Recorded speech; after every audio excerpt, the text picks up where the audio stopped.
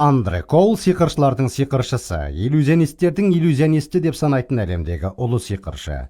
Сиқыр жасаушы заманауи технологиялар көмегімен Мәсіхтің барлық кереметтерін ашып беруге ниеттенгенде, ол бұлай деп жауап беруге мәжбүр болды. Кереметтердің көпшілігін мен түсіндіріп бере алам. Алайда шәкірттерін алдай алмайтындай олардың арасында біреуі бар. Бұл қай керемет екенін білесіз бе? Өлімнен тірілу. Ол маған: Джош, егер өлімнен қайта тірілу болмағанда, елшілер оны нақты білер еді, деді. Андре өзінің кәсібінің егжей-тегжейін маған ашып берді. Біріншіден, біздің бауырымыз өзінің сиқырларын ашық ауасында өткізуге бел бумайтынын айтты. Неге? Иллюзия мен сиқырға келетін болсақ, әрдайым жарық пен визуалды әрекеттерді бақылап отыру қажет. Өйткені сиқыр осыған негізделген. Бірақ Мәсіхтің барлық кереметтері ашық аспан астында жасалған. Қазіргі күндегі технологиялар болған күннің өзінде тек ақымақтар ғана осыған бел буады. Екіншіден, қазіргі белгілі иллюзионистерге елес әсерлерін жасау үшін қаншалықты көп құрылғылар керек. Оларды жеткізу үшін мен 1, 2 немесе 3 үлкен жартылай тіркемені өзіммен алып жүретінімді айтып кетуім қажет, деп жалғастырды ол.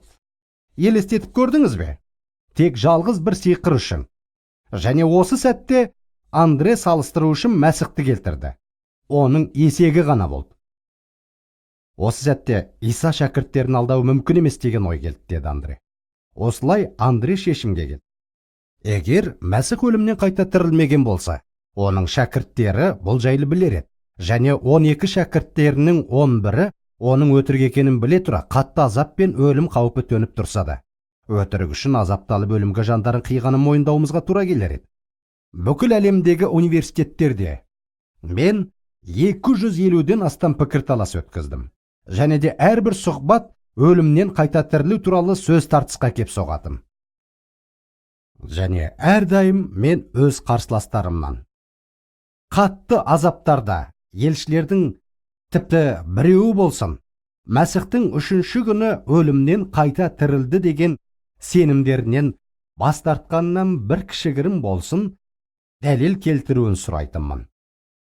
50 жыл ішінде ешкім оған дәлел келтіре алмады.